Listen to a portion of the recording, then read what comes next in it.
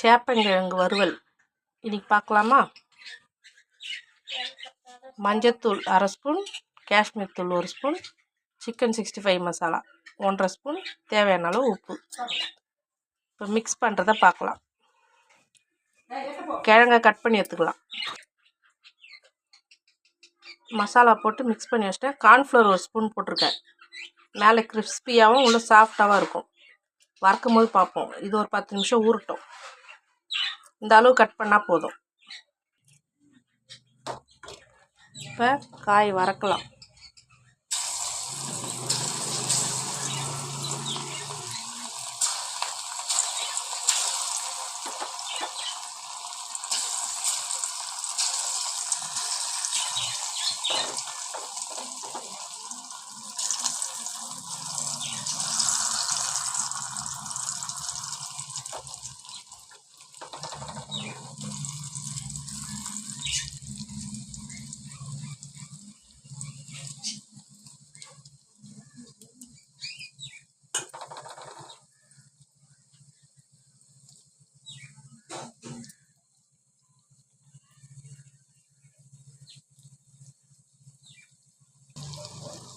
கருவேப்பிலை ஒரு கொத்து போட்டு